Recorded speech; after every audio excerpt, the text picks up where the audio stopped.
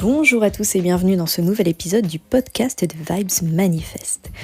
Aujourd'hui, nous allons aborder un sujet fascinant et mystérieux, le concept que tout dans l'univers est énergie et vibration, y compris nos pensées. Alors préparez-vous à explorer les profondeurs de la physique quantique, de la philosophie, de la spiritualité. Je suis ravie de vous accompagner dans cette aventure vibrante. Allez, c'est parti!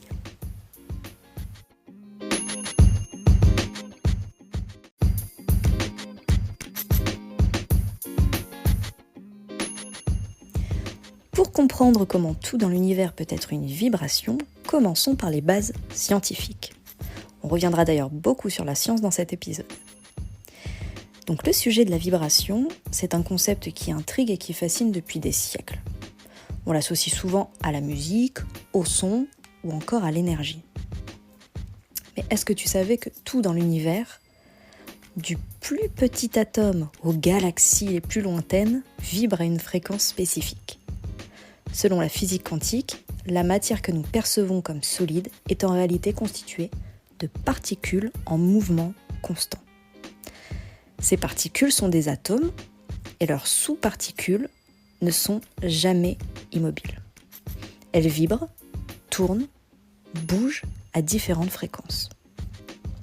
En d'autres termes, tout ce que nous voyons, touchons et ressentons est essentiellement une manifestation de ces vibrations à différents niveaux d'énergie.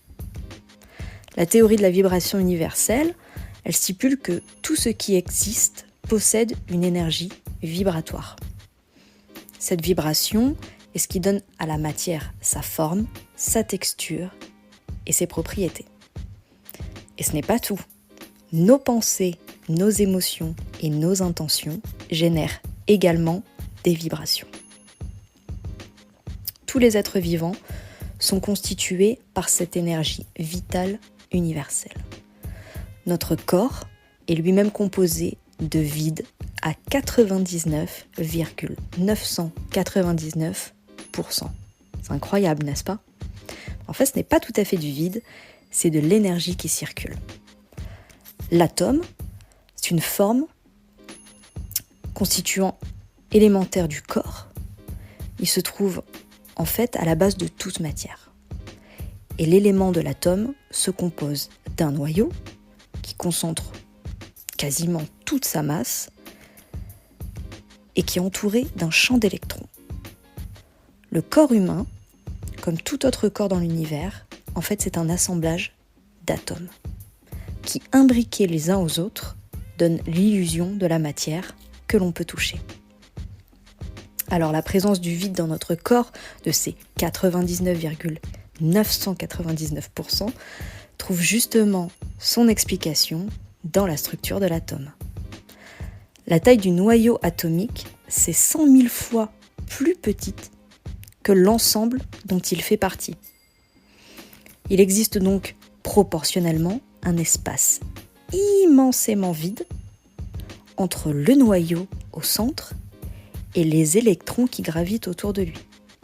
Dans ce vide se trouve de l'énergie. Et cette énergie vibre à une certaine fréquence. Nous vibrons tous et nous sommes tous de l'énergie. C'est pas moi qui le dis, c'est la science.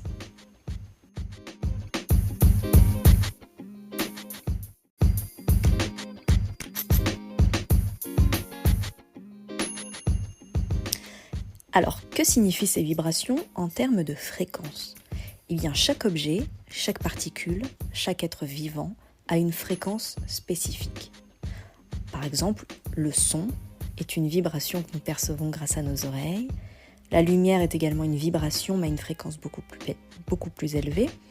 Même notre planète a sa propre fréquence de résonance, connue sous le nom de résonance de Schumann. Les fréquences peuvent avoir un impact profond sur notre santé et notre bien-être. Des études ont montré que certaines fréquences peuvent affecter notre humeur, notre niveau de stress et même notre état de santé physique. Par exemple, écouter de la musique à une certaine fréquence peut nous aider à nous détendre ou à nous concentrer. Lorsqu'on est dans une salle de spectacle et que nous rions tous ensemble, nous émettons des vibrations.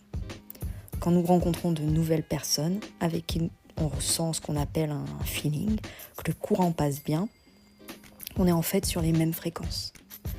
Lorsqu'on ressent les énergies de ceux qui nous entourent, ce sont aussi des fréquences et des vibrations. Et lorsqu'on dit que quelqu'un est solaire, par exemple, il nous apaise, nous sommes attirés par ces personnes, parce qu'en fait, elles émettent des vibrations très élevées. A contrario, en général, nous voulons fuir ceux qui sont en vibration basse et nous tirent vers le bas. Donc sans nous en rendre compte, nous sommes soumis à toutes sortes de vibrations tous les jours. Et tu les perçois en fait de façon automatique sans t'en rendre compte. Le taux vibratoire d'une personne, c'est une notion qui cherche à décrire l'état énergétique d'une personne, avec l'idée que les vibrations les plus élevées sont associées à un meilleur bien-être physique et mental, et à l'inverse, des vibrations plus basses montrent un grand déséquilibre. Donc le taux vibratoire, il est en général mesuré par une unité appelée Bovis, d'après l'inventeur du concept, André Bovis. Tu as peut-être déjà expérimenté ça. Et nous avons donc tous des fréquences plus ou moins hautes, suivant aussi nos événements de vie. Découvrir et expérimenter l'énergie qui est en nous, ça peut se faire à travers différentes pratiques et exercices. Je vais te donner un exercice très simple que tu peux essayer. Assis-toi confortablement et détends-toi. Frotte tes mains l'une contre l'autre pendant environ 30 secondes pour créer de la chaleur et activer l'énergie. Éloigne tes mains l'une de l'autre et rapproche-les sans qu'elles se touchent. Concentre-toi sur la sensation entre tes mains. Tu pourrais ressentir une sensation de chaleur, de picotement, de magnétisme. C'est l'énergie qui circule entre tes mains. Et en parlant de cette énergie qui circule dans tes mains, je vais aborder avec toi les soins énergétiques, qui sont des pratiques de guérison ancestrale basées sur l'idée que le corps humain est entouré et pénétré par un champ d'énergie. Tu as déjà dû en entendre parler, ou même peut-être même l'expérimenter. Ces pratiques visent à équilibrer, nettoyer et harmoniser tes énergies pour améliorer ta santé physique, mentale et émotionnelle. Les gens ont souvent des a priori encore et des réticences vis-à-vis des médecines alternatives, mais dans certains services de grands brûlés, par exemple, que je connais, on fait régulièrement appel à des coupeurs de feu pour soulager, là où la médecine traditionnelle n'a plus de résultats ou en tout cas ne fonctionne pas suffisamment pour soulager. Et tout comme des peuples utilisent des soins énergétiques depuis des centaines de générations avec une efficacité remarquable. Pour être au top, en fait, moi je crois qu'il faut réussir à allier les médecines traditionnelles énergétiques à la médecine scientifique. Et évidemment que les soins énergétiques ne substituent jamais le fait d'aller consulter un médecin. Ce sont deux choses bien différentes. Donc si tu es malade, va voir ton médecin avant toute autre alternative et ensuite complète ces soins par des médecines alternatives et des soins énergétiques. Donc je vais te donner un aperçu de différents types de soins énergétiques les plus répandus. Je suis persuadée que tu as déjà entendu au moins parler de ces soins et des bienfaits potentiels qu'ils peuvent apporter. On va commencer par le Reiki, par exemple, qui est originaire du Japon. Alors là, le principe, ça canalise l'énergie universelle par les mains vers le patient pour promouvoir la guérison. C'est une imposition des mains sur ou autour du corps. Il y a bien sûr l'équilibrage des chakras. Donc ça, c'est principalement un système spirituel indien qui permet d'harmoniser, d'équilibrer les principaux centres énergétiques du corps, donc des 7 chakras. On peut utiliser des cristaux, la méditation, la visualisation, des techniques de respiration et des appositions. Il y a aussi l'acupuncture, ça c'est une médecine traditionnelle chinoise qui stimule les points spécifiques du corps, ce qu'on appelle les méridiens, pour équilibrer les flux énergétiques. Ce sont de petites aiguilles très fines d'acupuncture ou alors des pressions avec le doigt, ce qu'on appelle l'acupression. Il y a évidemment le magnétisme. Donc ça, c'est plutôt originaire d'Europe. Et le magnétiseur utilise son propre champ énergétique pour harmoniser et rééquilibrer l'énergie du patient. Ce sont des passés magnétiques, des appositions des mains. Voilà, il y a toutes sortes de rituels différents. Et en fait, il existe autant de pratiques qu'il y a de praticiens ou de guérisseurs. Chacun a sa manière de pratiquer et c'est ok. En revanche, attention aux charlatans qu'on peut trouver maintenant sur les réseaux sociaux. En plus, assure-toi des bonnes pratiques et de la fiabilité de la personne que tu veux consulter. Malheureusement, beaucoup font de tort à ces soins qui sont véritablement essentiels et aux vrais énergéticiens qui sont compétents. Donc à partir d'aujourd'hui, essaie de prendre conscience de l'énergie qui t'entoure et essaie d'analyser le plus possible tes ressentis pour voir si tu es en accord ou en désaccord avec ces énergies.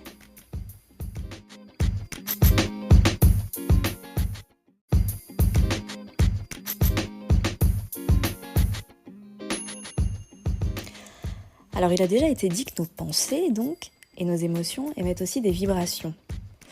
Et comment est-ce que ça fonctionne ? Alors d'après des études scientifiques, chaque pensée génère une fréquence énergétique unique.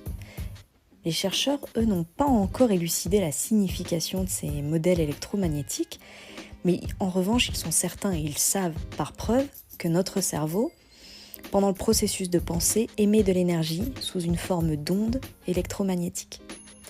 Donc, selon certaines théories, chaque pensée génère une énergie qui vibre à une certaine fréquence. Les pensées positives, telles que l'amour, la gratitude, la joie, émettent des vibrations donc de fréquence plus élevées.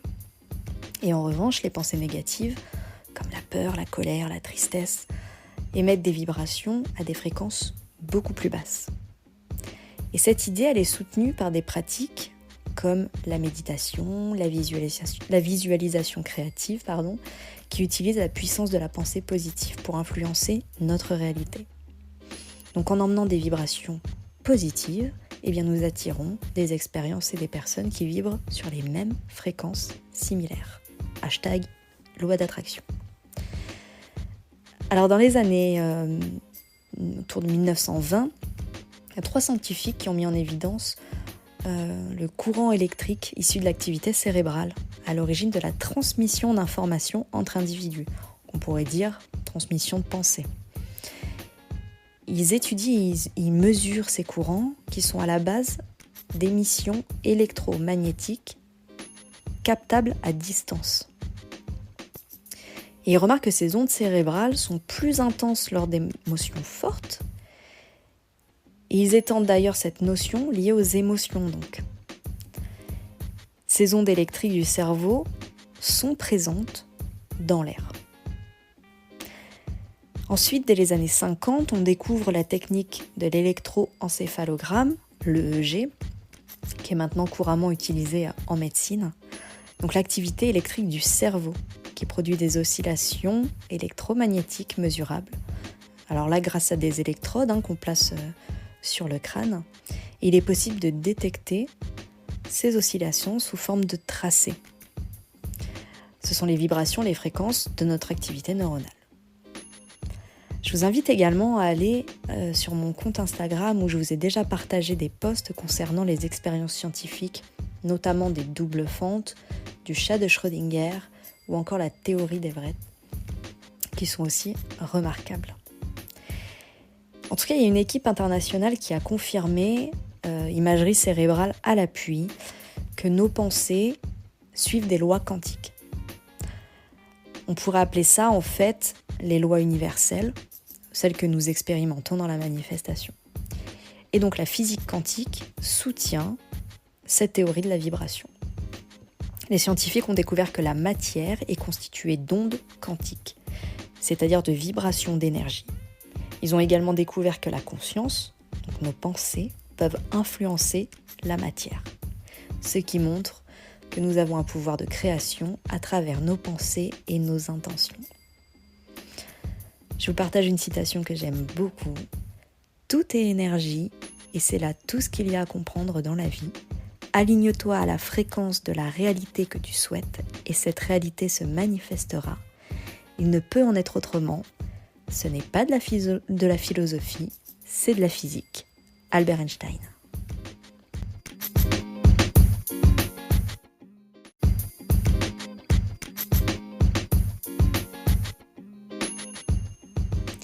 Pour rester dans le mood des études scientifiques, il y a une étude de la National Science Foundation qui date de 2005 qui dit que en fait, on aurait à peu près 60 000 pensées par jour. Donc 80% en moyenne qui sont négatives et 95% sont récurrentes. Donc elles reviennent de jour en jour, etc., etc. Et un concept clé lié aux vibrations de nos pensées, c'est la manifestation. La loi de l'attraction est souvent mentionnée dans ce contexte. Elle stipule que nous attirons dans notre vie ce à quoi nous pensons et croyons le plus fermement.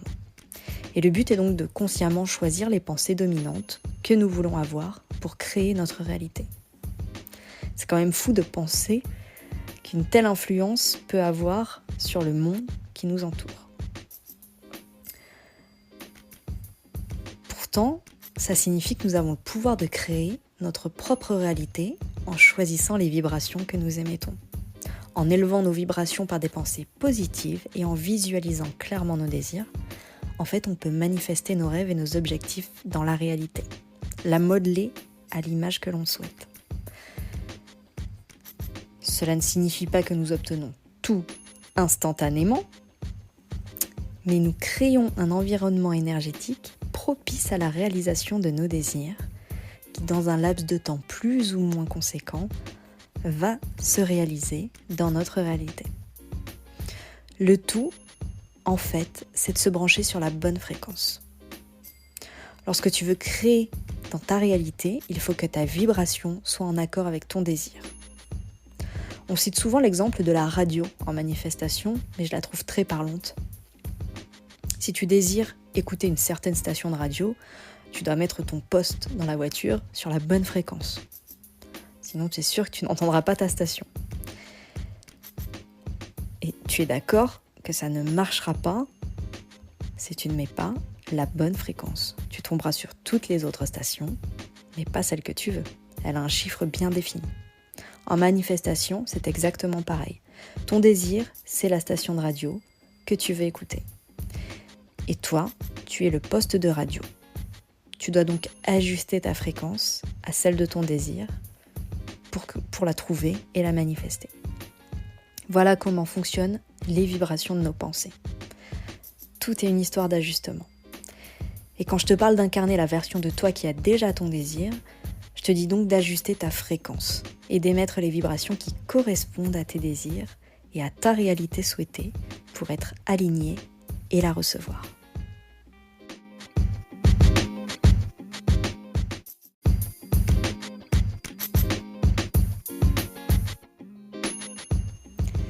Alors comment pouvons-nous appliquer ce concept dans notre vie quotidienne ? Eh bien d'abord en devenant plus conscient de nos pensées, en cultivant une attitude qui se calque sur ce que nous voulons devenir ou avoir, en affirmant pour reprogrammer notre subconscient, en le formatant à ce que nous voulons voir apparaître dans notre réalité et en pratiquant la gratitude. Nous pouvons augmenter notre fréquence vibratoire grâce à l'amour, la gratitude. Des techniques comme la méditation, la pratique régulière d'un sport même, peuvent nous aider à maintenir un état de vibration élevé. En prenant soin de nous, en étant le plus possible à notre écoute et dans un sentiment positif de gratitude, j'insiste encore, et de savoir que tout est possible et que tout est à portée de main et que oui, je décide que ma réalité va se matérialiser. Ensuite, en s'entourant de vibrations élevées, choisir des environnements, des personnes, des activités qui nous élèvent peut avoir un impact significatif sur notre bien-être. Écouter de la musique qui nous fait vibrer positivement, passer du temps dans la nature, marcher, respirer, s'allonger peut-être dans l'herbe, au bord de la plage, pratiquer des activités créatives, ce sont des excellents moyens d'augmenter nos vibrations. Enfin, en utilisant la manifestation de manière consciente. Donc clarifiez vos intentions, ressentez profondément les émotions associées à la réalisation de vos désirs. Maintenez des pensées dominantes le plus positives possible en lien avec vos désirs et vous serez surpris de voir comment l'univers répond à vos vibrations élevées.